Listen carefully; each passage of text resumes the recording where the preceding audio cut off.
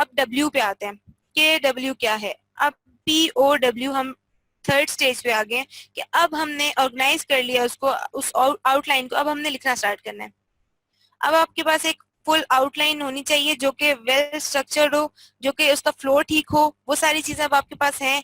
आपके पास एक rough chart बना हुआ है, वो एक आउटलाइन बनी हुई है। अब आपने उसको फुल सेंटेंसेस में कन्वर्ट करना है।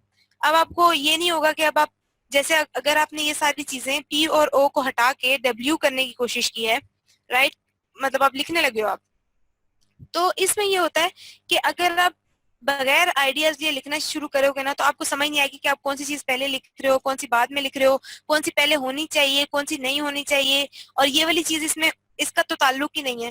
फिर आप ये चीज बहुत मिक्सअप कर दोगे, ठीक है।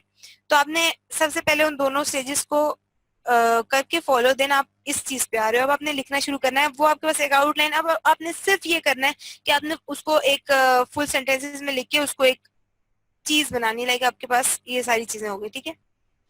अब आपने क्या किया, अब ये मैंने वो लेटर खोल लिया है कि जिसमें इस लेटर में मुझे ये सारी चीजें अब कैसे लिखनी है। ये मैंने जस्ट आइडियाज लिखे हैं, उन आइडियाज में से फजूल फालतू चीजें निकाल दी हैं।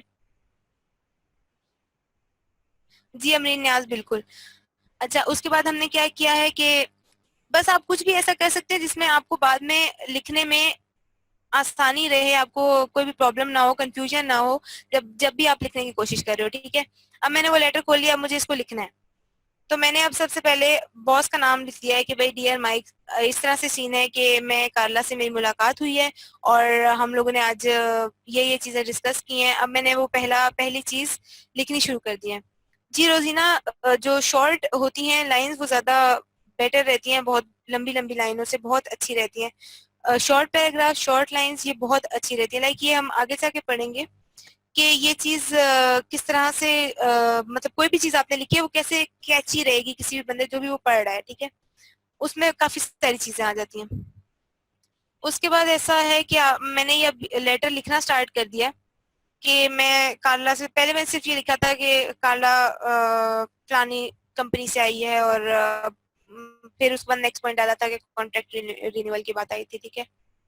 अब मैंने ये पूरा उसको लिख लिया है कि कार्ला से मुलाकात हुई है और उसने कहा है कि भाई उसको कॉन्ट्रैक्ट रिन्यू करवाना है, लेकिन ऐसा है कि उसको लॉयल्टी डिस्काउंट भी चाहिए।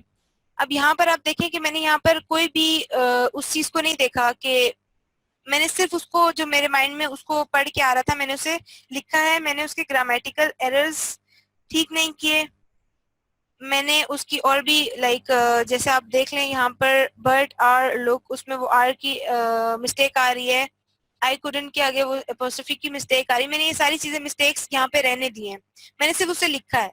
अभी मैंने ये काम नहीं करना कि मैं यहीं से, हम लोग करते क्या, हम लोग जब लिख रहे होते हैं ना तो हम लिखते लिखते पीछे जाते हैं, एरर्स को ठीक करते हैं, फिर आगे लिखना स्टार्ट करते हैं। ये चीज नहीं करनी। इससे ये होता है कि आपका वो फ्लो टूट जाता है और आप फिर आपके माइंड में जो चीज ज्यादा अच्छी आनी होती है वो नहीं आती, क्योंकि आपने बीच में जो है वो थोड़ा प्रॉब्लम किया है, ठीक है। अब आपने करना क्या है कि अब बिल्कुल इस स्टेज पे, जो अभी हम राइट की स्टेज पे हैं, इस स्टेज पे आप लोगों ने बिल्कुल भी एरर्स वगैरह को नहीं देखना। इस स्टेज पे आप लोगों ने इस तरह से नहीं करना कि आपने लाइक अभी आप उन एरर्स को भी जाके ठीक करो और अपने सेंटेंसेस को भी जाके ठीक करो, ये चीज अभी नहीं करनी। अभी जो आपके माइंड में आ रहा है आपने वो लिखते जाना है। अब मैंने ये सारी चीजें लिख दी हैं कि भाई वो कह रही है कि वो कॉल नहीं ले सकती और वो बाद में आपसे बात करेगी, और उसके बाद उससे अब उसको फीडबैक भी है कि वो बहुत खुश है, हमारे जो सॉफ्टवेयर अपडेट्स है हम उसे करते रहते हैं, उस चीज से वो बहुत खुश है। और मैं ये मार्क को बता दूंगा ये बात, क्योंकि वो ये सारी चीजें हैंडल करता है, ठीक है। और उसने कहा है कि भाई उसको फोन सपोर्ट चाहिए क्योंकि वो इस चीज से खुश नहीं। अब मैंने पहले ये चीज बताई है कि वो किस चीज से खुश है। वो इस चीज से खुश है कि उसको अपडेट्स मिल रही हैं, ठीक है। और अब वो इस चीज से खुश नहीं है कि उसको सपोर्ट नहीं मिल रही वहां से। लाइक अगर हमें एक बंदे को इंस्टेंट उसकी कॉल पिक करके, जब भी वो हमसे कांटेक्ट करे, कॉल पिक करके उसको जो भी देना है, फीडबैक दिया, उसको उसकी हेल्प करनी है जो भी चाहिए हो, तो वो उसको फौरन इंस्टेंटली मिलनी चाहिए, लेकिन उसको नहीं मिली क्योंकि उसको 10 मिनट इंतजार करना पड़ा, उसने ऐसा कहा, ठीक है। और मैंने उसे कहा कि भाई मैं इस चीज पे जो है आपकी, ये मैंने नोट कर लिया ये बात, तो मैं इस पे बॉस को बताऊंगा और फिर नेक्स्ट टाइम जो है ये बात नहीं होगी, ठीक है। अब मैंने फर्स्ट पैराग्राफ को इस तरह से लिख दिया, सेकंड को मैंने उसमें ये लिख दिया कि किस चीज से वो खुश है, किस चीज से वो खुश नहीं है। थर्ड पैराग्राफ में ये कहा है कि भाई उसने ये कहा है कि भाई वो एक न्यू सॉफ्टवेयर वो स्टॉक मार्केट एनालिसिस के लिए इसको चाहिए, और वो कह रही है कि अगर उसके साथ मीटिंग अगर आप लोग अरेंज कर लें तो ज्यादा बात है। फिर एंड पे मैंने उसको एंड कर दिया, ठीक है। अब ये आप देखें कि तीनों पैराग्राफ है, इन तीनों पैराग्राफ का एक एक टॉपिक होगा। सबसे पहले कि उसको क्या क्या चीज, मतलब उसको डिस्काउंट चाहिए, वो सबसे पहले मैंने वो चीज लिखी है जो सबसे, वो चीज सबसे ज्यादा जरूरी है। लाइक उसने उसको जो कॉन्ट्रैक्ट हमारे साथ उसका चल रहा है, उस कॉन्ट्रैक्ट को वो रिन्यू कराना चाहती है। सेकेंडली कि वो किस चीज से खुश है, किस चीज से नहीं खुश है।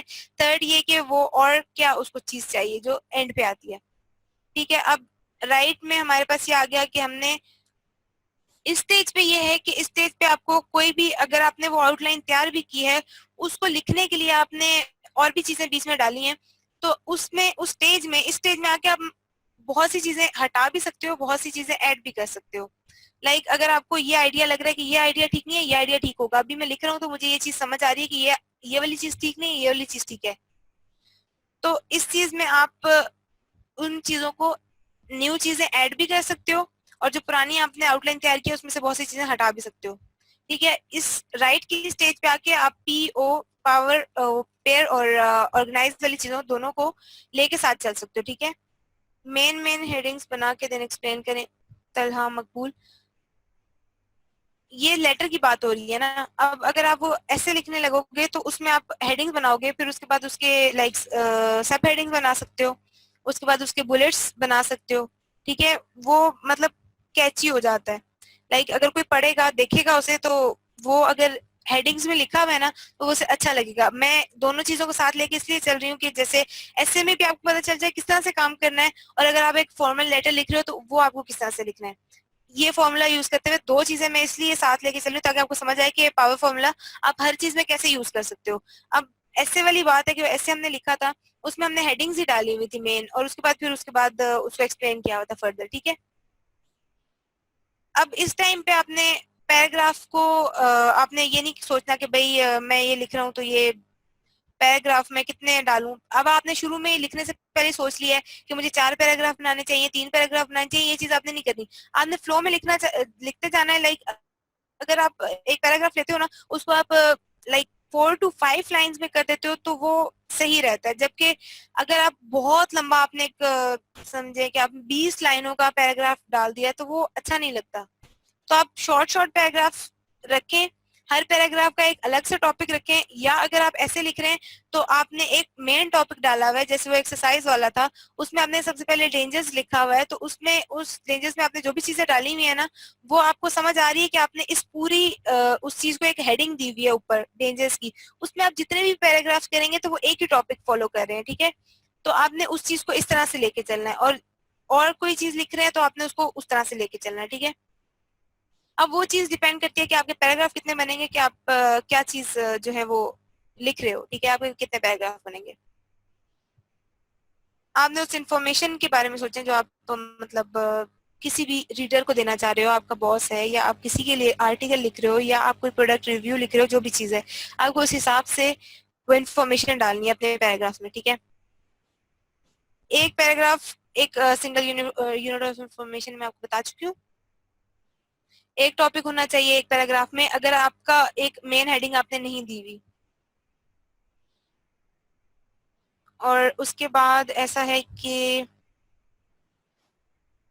पैराग्राफ्स आप कैसे अच्छे लिख सकते हैं। सबसे पहले आपने पैराग्राफ का टॉपिक डिसाइड कर दिया। अगर आप एक ऐसे लिख रहे हैं तो उसमें ऐसा है कि आपने एक मेन हेडिंग दे दी है, उसके बाद उसके छोटे छोटे पैराग्राफ डाल दिए हैं, तो मीन्स कि आप उसी टॉपिक को फॉलो कर रहे हो। और टॉपिक आपने स्टार्ट में डालना है ताकि जो भी पढ़ने वाला है उसको समझ आ जाए कि भैया मैं इस पूरे पैराग्राफ में क्या चीज पढ़ने लगा हूँ। और फिर उसके बाद आपने साथ उसके रिलेटेड आइडियाज डाल देने हैं, ठीक है।